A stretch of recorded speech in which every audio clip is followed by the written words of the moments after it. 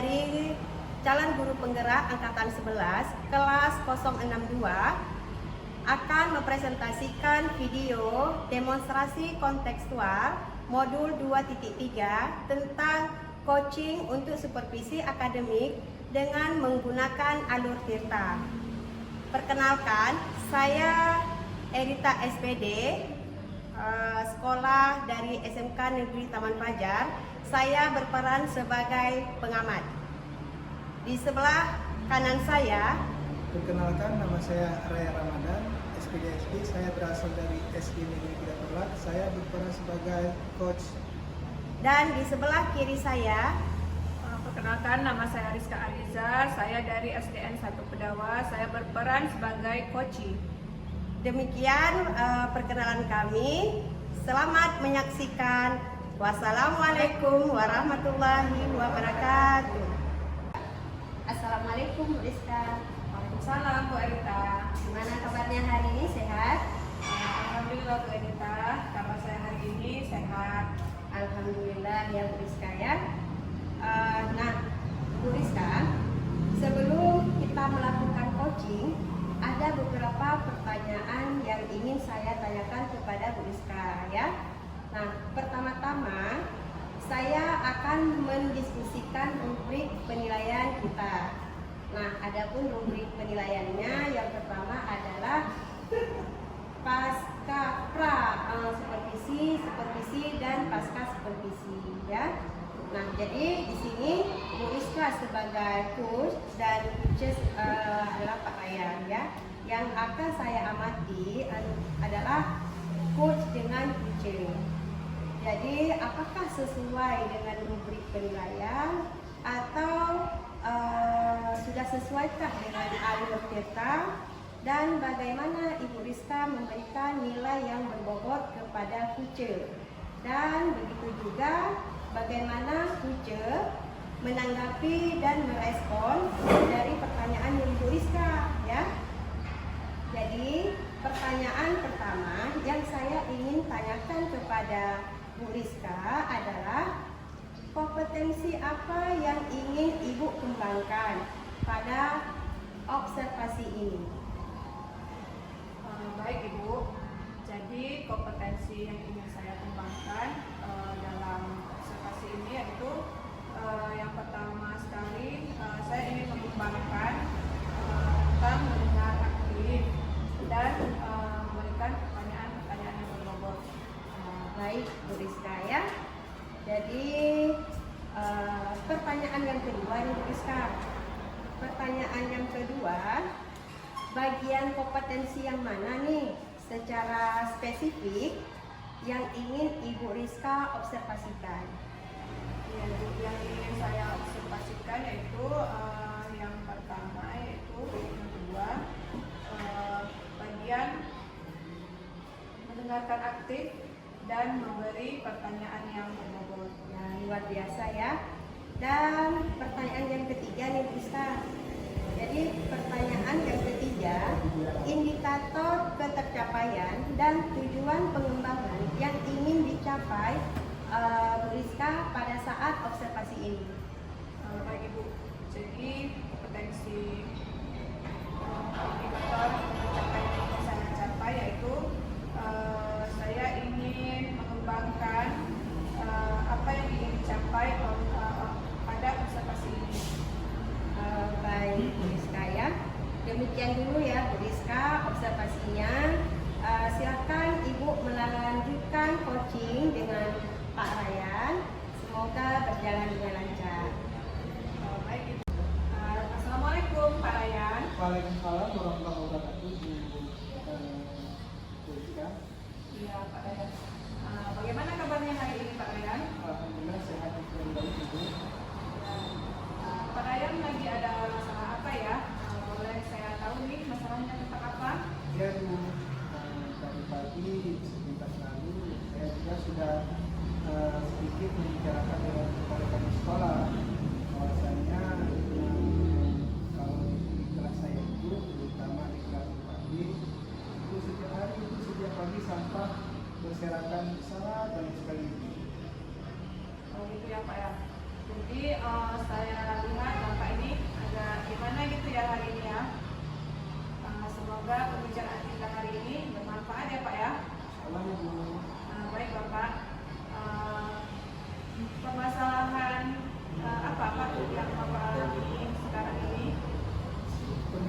permasalahan yang saya alami ini bisa dikatakan sudah berjalan selama 1 bulan ya Bu ya. Kalau misalkan di kelas saya 4 itu setiap hari, apalagi setelah jam istirahat itu, sampah itu baik di dalam kelas ataupun di luar kelas itu sangat banyak berserakan. Bahkan kadang-kadang di bawah meja, di dalam meja, di bawah kolong-kolong itu sangat banyak sekali sampah yang berserakan. Malahan kalau misalkan anak-anak kita minta bantu membuang sampah ke tong sampah, mereka itu asal campak aja, asal dia lempar, asal dia buang, apakah sampah tersebut sudah masuk ke dalam tong sampah atau belum, dia tidak peduli Bu. Demikian Bu. Oh begitu ya Pak ya. Jadi permasalahannya anak-anak itu buang sampah sembarangan itu kenapa ya Pak?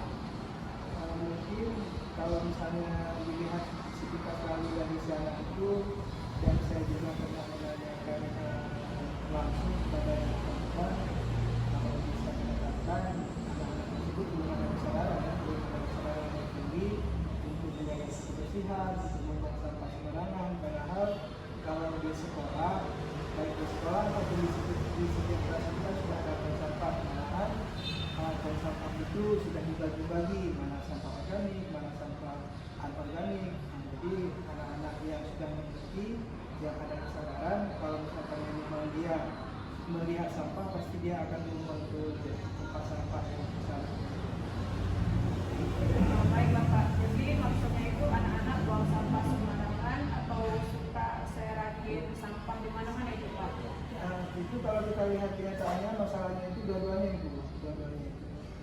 Kalau misalkan ada sampah, dibiarkan ke itu, malahan kadang-kadang suka dimainkan itu sampahnya, apakah sampah sampah, apakah buang-buang, apakah dilempar kan. Jadi saya lihat juga, padahal ada tong sampah sedikit lagi, kalau misalnya dimasukkan ke dalam tong sampah kan lebih bersih, tapi dia tidak, asal lempar, asal serah, asal tidak dibuang ke apakah dia mau ke dalam sampah atau belum, dia tidak peduli. Seperti itu maksudnya. Baik Bapak. Jadi saya mengerti ya maksud Bapak itu seperti apa. Sekarang bagaimana proses Bapak yang Bapak lakukan di kelas? Kok anak-anak bisa buang sampah sembarangan itu tidak Pak? Itu sudah saya lakukan sedikit pandangan tentang sosialisasi, bahwasanya kalau misalkan anak-anak, baik anak-anak maupun keluarga masyarakat di sekolah itu efek yang ditimbulkan itu akibatnya itu sangat tidak baik ya, tentunya ya.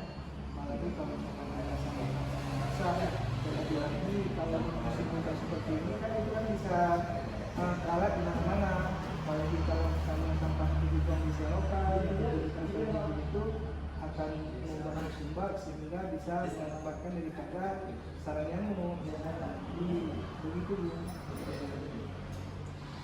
Baik Bapak. Jadi itu kejadian anak buang sampah sembarangan itu terjadi setiap hari atau hari-hari tertentu saja Pak? Itu kalau saya perhatikan, saya lihat memang sudah setiap hari itu. Setiap hari itu di luar kelas itu setiap hari. Malahan pernah anak-anak pernah dididik juga oleh petugas kebersihan, kalau misalkan membuang sampah itu di tempatnya, buanglah sampah di tong sampah yang sudah disediakan. Tapi sampai dengan hari ini saya lihat belum ada perubahan ya, belum ada kesadaran daripada siswa ini untuk menjaga kegiatan dari hal yang paling kecil adalah membuang sampah di tong sampah di tempatnya itu. Terus Pak, ada lagi yang menurut Bapak yang menyebabkan anak tersebut itu suka membuang sampah sembarangan itu Pak? Itulah seperti saya ceritakan tadi, selain dari belum adanya kesadaran, mungkin kalau dikatakan dari lingkungan keluarga pun si anak ini mungkin belum terbiasa ya, terbiasa untuk menjaga kebersihan, menjaga lingkungan, apalagi kalau misalnya sampah itu kalau misalnya dia lagi duduk nonton, kalau misalkan dia menonton makanan yang ada di atasnya itu, makanannya itu asal ditambah-tambah itu aja. Jadi bisa dikatakan dikatakan ada rasa malasnya ini untuk membangun terus memuaskan pada ibu. Oke, baik Bapak. Berarti ini permasalahannya kompleks ya Pak ya? Banyak penyebabnya ya Pak. Terus Bapak ke depannya hal apa yang akan Bapak lakukan? Apa yang ingin Bapak lakukan agar anak-anak tersebut tidak lagi membuang sampah sembarangan? Insya Allah yang sudah saya lakukan itu adalah saya berdiskusi berdiskusi dengan kepala sekolah. Asalnya saya ingin mendapatkan narasumber dari pihak luar kesehatan atau pendidikan untuk memberikan sosialisasi tentang betapa pentingnya kebersihan dan tentang bagaimana menjaga sampah tidak berserakan, tentang menjaga lingkungan. Jadi mudah-mudahan dengan adanya narasumber dari luar itu anak-anak termotivasi ya untuk menjaga kebersihan lingkungan. Karena apa? Karena yang dia lakukan hari ini bukan cuma untuk dirinya, tapi untuk masyarakat sekolah. Ya Bapak, bagus sekali ya Pak ya. Jadi yang akan Bapak lakukan ke depannya, prioritas apa yang menjadi fokus Bapak ke depannya? Fokus saya yang penting anak, terutama dari kelas saya di kelas 4 itu bisa menjaga kebersihan kelas, bisa menjaga kebersihan sekolah, membuang sampah pada tempatnya, tidak ada lagi sampah-sampah berserakan baik di luar, di dekat tong sampah, di dalam, terutama sekali tidak ada lagi sampah-sampah yang dikumputin di dalam laci meja.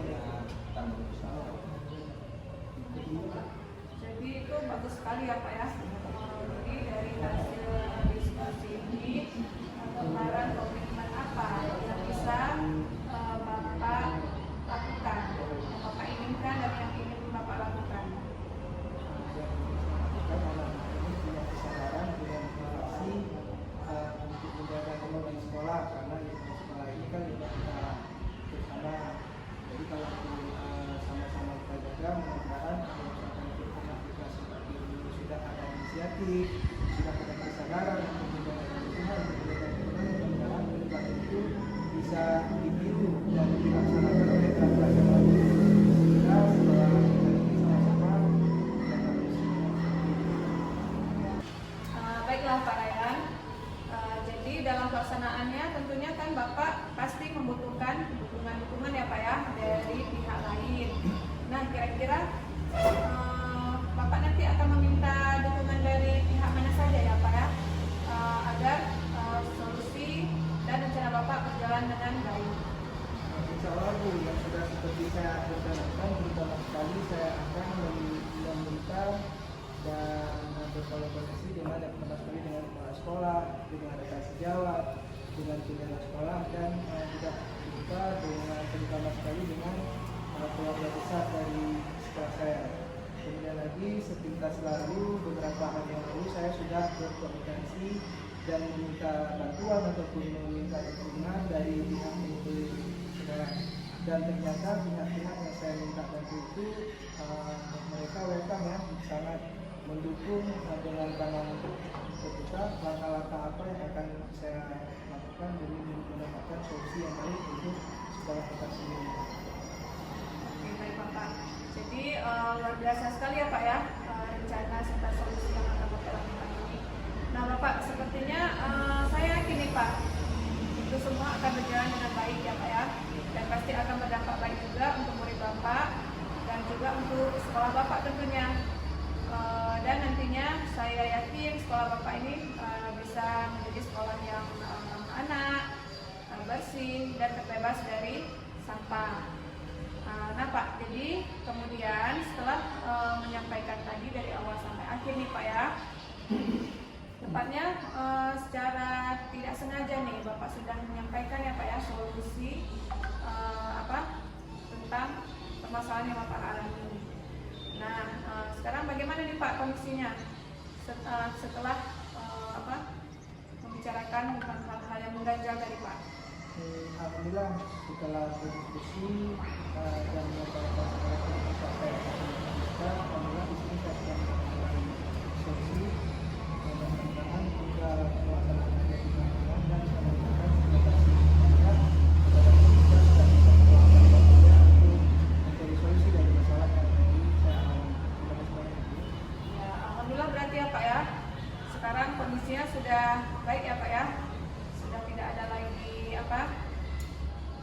masalah yang mengganjal ya Pak ya. Oke Bapak. Apakah ada lagi Bapak yang ingin dibicarakan lagi selain dari masalah yang tadi Pak? Sementara sekarang hanya itu aja Bu. Kalaupun nanti ada hal-hal lain yang kira-kira menjadi masalah dan saya ingin mencari solusi, saya akan menghubungi Pak. Jadi dari berbagai apa yang sudah Bapak sampaikan tadi terkait dengan ide-ide ya yang sangat luar biasa tadi, jadi itu juga bisa menjadi pembelajaran Pak bagi saya untuk menerapkan Bapak bisa menerapkannya juga di lingkungan sekolah saya. Dan kalau misalnya tidak ada lagi yang ingin dibicarakan, maka saya ucapkan terima kasih dan saya doakan ya Pak ya, apa yang akan Bapak lakukan itu terlaksana dengan baik. Kalau sudah tidak ada, maka saya tutup ya Pak ya. Nantinya minggu depan saya ini nanti mau lagi ngobrol-ngobrol gitu sama Bapak ya, terkait perkembangan dari yang sudah Bapak lakukan tentang anak-anak didik Bapak. Baik Bapak, saya akhiri dengan Assalamualaikum warahmatullahi wabarakatuh. Assalamualaikum Bu Rizka. Waalaikumsalam Bu Erita.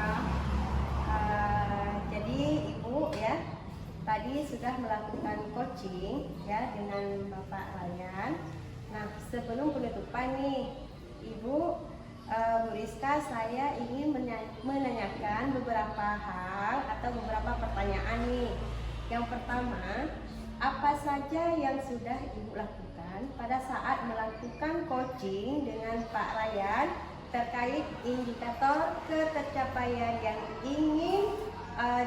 diinginkan di coaching ini, Bu?